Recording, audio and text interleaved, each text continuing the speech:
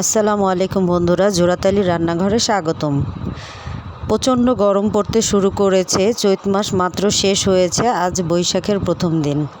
আমি এখন voice over করছি, যদিও আমি ভিডিওটি আরও পরে আপলোড করব, তারপরেও বৈশাখের গরম কিন্তু শুরু হয়ে গেছে। এই গরমে সুস্থ থাকার জন্য আমাদেরকে যে সকল খাবারগুলি বেশি বেশি খাওয়া উচিত, আমি আজকে ওই ধরনেরই একটা ভেজিটেবল রান্না করতেছি। এটা সবারই পছন্দ, হয়তোবা কিছু কিছু ছোট ছোট বাচ্চারা এটা খেতে পারে না, তাছাড়া আমার মনে হয় বড়রা সবাই আমরা এই ভেজিটেবলটা খেতে পছন্দ করি।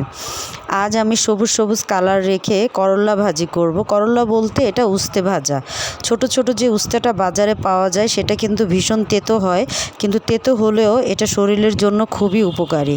কড়াইটা ভালো করে গরম করে বেশ খানিকটা তেল দিয়ে দিলাম, কারণ করলা ভাজি করার জন্য তেলের পরিমাণ একটু বেশি লাগে, তা না হলে করলাটা খুব বেশি একটা ভালো রান্না করা হয় না।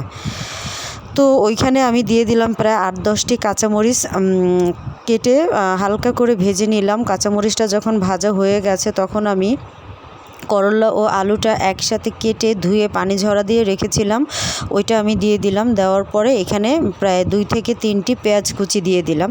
একসাথে দিয়ে অল্প পরিমাণে হলুদ দিয়েছি আমি কাঁচামরিচের সাথে, যাতে হলুদের কালারটা যেন ভেজিটেবলের সাথে খুব সুন্দর আসে, এর জন্য আমি ওই টাইমে হলুদটা ব্যবহার করেছি। তো এখন আমি এটা নাড়ার উপরে রাখবো, নাড়তে নাড়তে আমার এই রান্নাটা হয়ে যাবে। খুব বেশি একটা এটা রান্না করা ঝামেলা না। আমি একটু সময় ঢেকে ঢেকে রান্না করব এবং মিডিয়াম টু লো আঁচে রান্না করব, কারণ খুব বেশি কড়া জাল দিলে দেখা যাবে করলাটা সেদ্ধ হচ্ছে না, পুড়ে ক্রিসপি হয়ে যাচ্ছে। ক্রিসপি হয়ে গেলে ভালো লাগবে না। আজ আমি গ্রিন কালার রেখে করলাটা ভাজি করব, এবং এইভাবে ভাজি করলে সাথে একটু আলু দিলে খুব বেশি একটা তেতো লাগে না, হালকা একটু তেতো লাগে, কিন্তু এই গরমে যত বেশি তেতো খাওয়া যাবে ততই কিন্তু শরীরের জন্য ভালো। আর আমাদের শরীর স্বাস্থ্য এগুলি চিন্তা ভাবনা করেই তো আমাদেরকে খাবার খেতে হয়।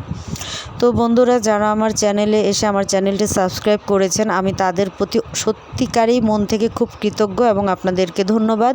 এবং যারা এখনও আমার চ্যানেলটি সাবস্ক্রাইব করেননি, আমার চ্যানেলটি সাবস্ক্রাইব করে পাশে থাকা বেল বাটনটি ক্লিক করে দিবেন, যাতে নতুন নতুন ভিডিওর নোটিফিকেশনগুলো আপনাদের কাছে পৌঁছে যায়। এবং ভিডিওটি দেখতে দেখতে যদি ভালো লাগে আর আপনাদের উপকারে আসে, তাহলে একটি লাইক দিয়ে সম্পূর্ণ ভিডিওটি দেখে নেবেন ফ্রেন্ডস ও ফ্যামিলির মাঝে।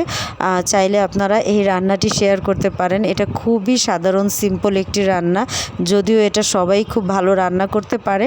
আমি যেভাবে রান্না করি আমি আমার মতো করেই দেখালাম, আপনারা রান্নাটা করে খেয়ে দেখতে পারেন। আশা করি ভালো